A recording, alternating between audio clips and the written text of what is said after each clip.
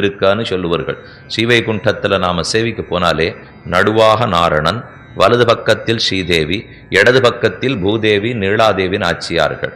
கூர்மாதீன் திவ்யலோகான் ததனு மணிமயம் மண்டபம் தத்ரசேஷம் தஸ்மின் தர்மாதிபீடம் ததுபரி கமல சாமர கிராகிணீச்ச விஷ்ணுந்தேவீர் விபூஷா ஆயுதகண முரகம் பாதுகே வைனதேயம் சேனேஷன் துவாரபாலான் குமுத முககணான் விஷ்ணு பக்தான் பிரபத்தேன்னு திருவாராதனத்தும் போது பகவானை தினப்படி தியானம் பண்ணிக்கிற மூல்யம்.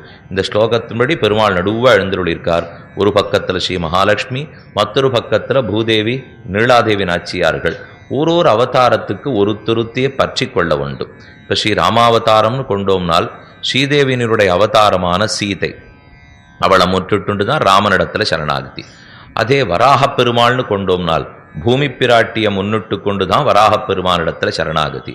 கண்ணன்னு கொண்டால் நீளாதேவி நாச்சியாருடைய அம்சமான நப்பின்னையை முன்னிட்டுத்தான் கண்ணனிடத்தில் சரணாகதி. அதனால தான் நன்கு முறையறிந்தவளான ஆண்டாள்.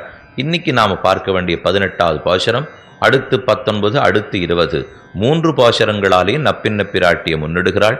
அதில் இன்றைக்கு நாள் பாசுரம் 18வது பாசுரம். திருப்பாவை ஜீயர்னு பெருமை பெற்ற ராமானுஷர் உகந்த பாசுரம். அவர் ஆழங்கால் பட்ட பாசுரம்ங்கிறது ஐதிஹ்யம். எத்தனையோ தரம் நீங்களும் கேள்விப்பட்டிருப்பீர்கள். எத்தனை தரம் கேட்டாலும் அந்த ஐதிஹ்யத்தை இன்னைக்கும் கேட்டுத்தான் ஆகணும். உந்து மதகளித்தன் ஓடாத தோல்வலியன் நந்தகோபாலன் மருமகளே நப்பின்னாய் கந்தங்கமழும் குழலி கடைதரவாய் வந்தெங்கும் கோழி அடைத்தனகான் மாதவி பந்தல் மேல் பல்கால் குயிலினங்கள் கூவினகான் பந்தார் விரலி உன் மைத்துனன் பேர் பாட செந்தாமரை கையால் சீரார் வளையொலிப்ப வந்து திறவாய் மகிழ்ந்து ஏலோர் எம்பாவாய் என்று நப்பின்ன பிராட்டிய கதவை திறந்து விடு அப்படின்னு பிரார்த்திக்கிற பாசுரம். அப்போ 16வது பாசுரத்தாலே வாயிற்காப்போனை எழுப்பினாள். உள்ளே புகுந்து 17